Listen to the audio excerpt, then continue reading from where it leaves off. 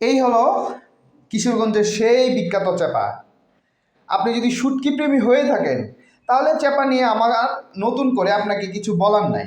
আপনি অলরেডি এর যে আসল যে স্বাদটা এটা আপনি জানেন, কিন্তু সমস্যাটা যেখানে আপনি কিশোরগঞ্জের চাপা কিনতেছেন কিন্তু একটা অনেক সময় বাজে অভিজ্ঞতার শিকার হন।